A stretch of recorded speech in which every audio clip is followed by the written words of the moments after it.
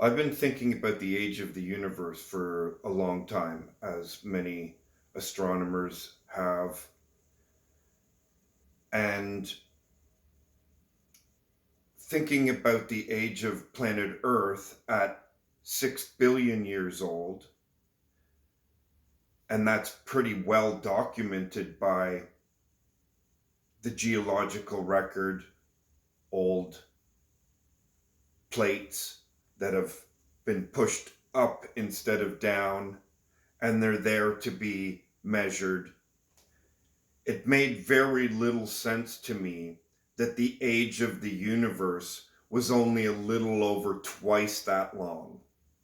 That didn't make sense to me. The universe is gigantic, beyond gigantic.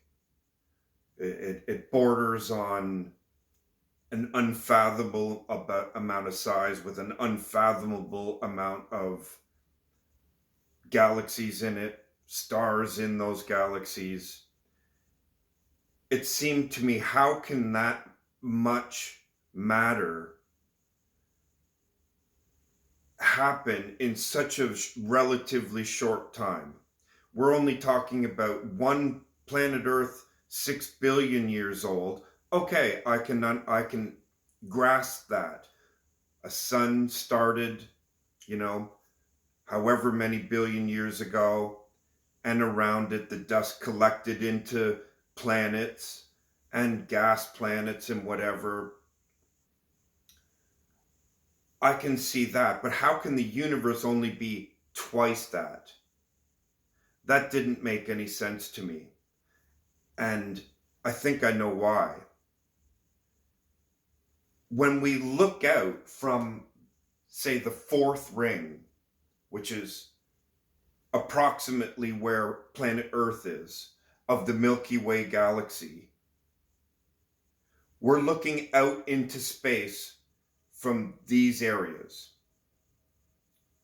And we're using standard candles in other galaxies, stars exploding that are a certain size that explode, and we can measure the light from there. And we get a pretty good approximation of how far they are away, how old they are, and all these things. What if those measurements are obscured or augmented by time dilation? They're right at the center of the Milky Way galaxy is a supermassive black hole. Proven fact. If you were right up against that black hole, you would not be barely moving through time. If we were looking in from the outside and you were close to that black hole, we would see you not moving. But from their perspective, looking out at us, we are speeding away. Death, time is speeding up for the person who is closest to this black hole. If you were looking at the rest of the universe from right up next to that black hole and looking out with your telescope and seeing standard candle supernovae, wouldn't the universe look much younger? Think about it. Right at our black hole, its time dilation could very well be close to the birth of the universe itself, or at least to the time when the black hole was formed. Assuming that the black hole was formed, say, 14 billion years ago. If this black hole was formed 14 billion years ago, and you were in it from the perspective of the black hole, looking out at the universe might only look like it's a few million years old. And the further I got away from the black hole, the older the universe would look from my perspective. Now, the James Webb Space Telescope is seeing galaxies that are a few 100 million years after what we believe is the birth of the universe at the Big Bang. And astronomers can't understand now why those galaxies that are that young are as huge as they are. They're many times bigger than our Milky Way galaxy. They're way too well formed, with way too much huge, massive black holes. The stars are too old. Red dwarfs are long-lived stars. How can there be fully formed, even bigger galaxies than our current Milky Way galaxy, only a few 100 million years after the Big Bang? I believe I have the answer. From our proximity to our black hole, looking out at the rest of the universe, there's a time dilation. So when we look out, the universe looks younger than it actually is. If I had my telescope out here, where the effect of our supermassive black hole has less of effect, we would see the actual age of our universe is much older.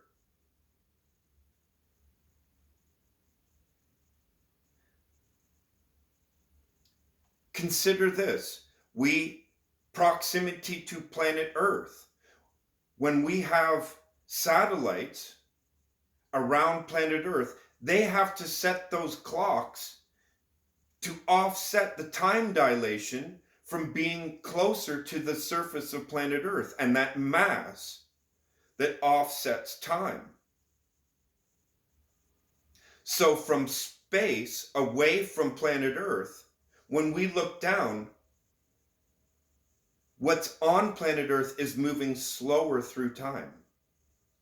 So wouldn't the same effect be happening from this ring in the Milky Way galaxy, where the James Webb Space Telescope is looking out, where we are looking out? We are seeing a time dilation. I'm even beginning to believe that the circular swirling pattern of the galaxies may be an optical illusion of time dilation. Our supermassive black hole may be giving out waves of time. And the idea of the dark matter holding it together isn't necessarily the reason why it looks like this. Why aren't the arms spiraling off? Why aren't they flinging out stars in all directions? Because what we're looking at may not be the actual way this universe is, or this galaxy is. This could be time dilation that we're seeing. And I believe this is the reason why the James Webb Space Telescope is showing us galaxies very far away. The furthest anyone's ever peered are showing galaxies that do not fall into the standard model of how old this universe is. Now, once you factor out, just like we do with our satellites, once you factor out what the time dilation is, we can't send a telescope out to this region outside of the influence of our supermassive black hole. We have to use mathematics to first find out what the time dilation is. And once we do, I believe we're going to find out the universe is hundreds of billions of years old, trillions of years old, maybe a number we don't, maybe a googolplex. Perhaps it's infinite. So I would like to get the Nobel Prize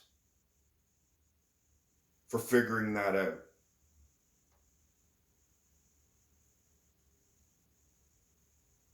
I'll take that $1 million and I'll do my best to change this world. Thank you so much. This is going out to the great Leonard Susskind, the late great Stephen Hawking, Edwin Hubble, and all the great astronomers that have changed our vision of what the universe is and where our home is in it. Peace to you all. Goodbye.